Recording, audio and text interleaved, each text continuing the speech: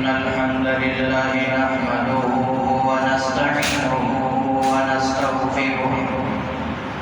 ونعوذ بالله من شرور أنفسنا ومن سيئات أعمالنا من يهده الله فلا مضل له ومن يضلل فلا هادي له ونشهد أن لا إله إلا الله وحده لا شريك له ونشهد أن محمدا عبده ورسوله أما بعد فإن خير الحديث كتاب الله وخير الهدي هدي محمد صلى الله عليه وسلم وشر الأمور محدثاتها كل محدثة بدعة كل بدعة ضلالة كل ضلالة في النار أعوذ بالله السميع العليم من الشيطان الرجيم بسم الله الرحمن الرحيم ولا تحسبن الذين قتلوا في سبيل الله أمواتا بل أحياء عند ربهم يرزقون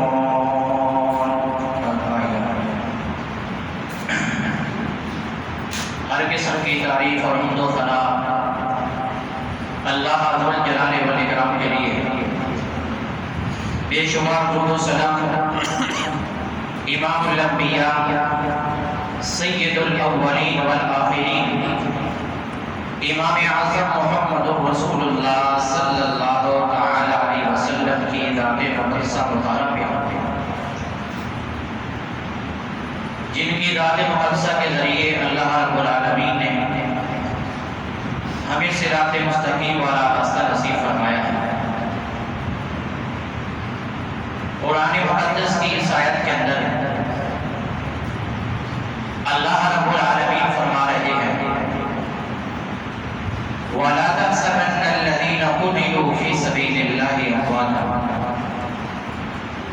جو اللہ کے راستے میں شہید کیے گئے ہیں ان کو مردہ مت کہو،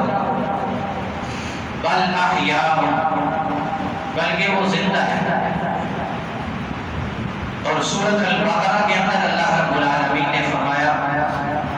وَلَٰكِن لَا تَشْعُرُونَ، لیکن تمہیں ان کی زندگی کا شعور نہیں۔ اور یہاں فرمایا بل احیاء عند ربهم، بلکہ وہ اپنے رب کے پاس زندہ ہے۔ یرزقون، وہاں ان کو رزق دیا جاتا ہے۔ فرحین بما آتاہم اللہ من فضلہ،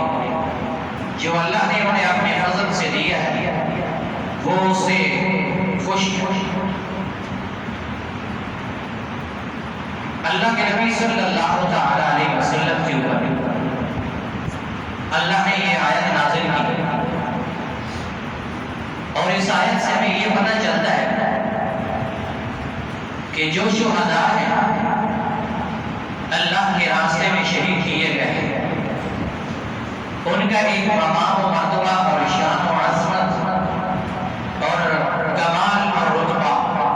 یہ الگ ہے۔ صرف اس آیت سے سیدنا حسین رضی اللہ تعالیٰ عنہ کو مراد لینا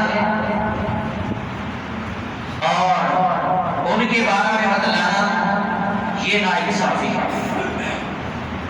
بلکہ اس آیت سے مراد ہر وہ آدمی ہے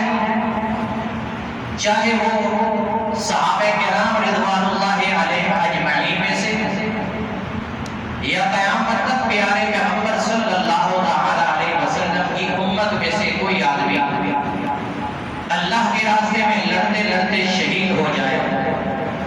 وہ اس آیت کے زمرے میں ہے۔ آج کا ہمارا موضوع ہوگا سیدنا حسین رضی اللہ تعالیٰ عنہ کی شان اور عظمت۔ پیارے محمد صلی اللہ تعالیٰ علیہ وسلم نے جس طرح حضرت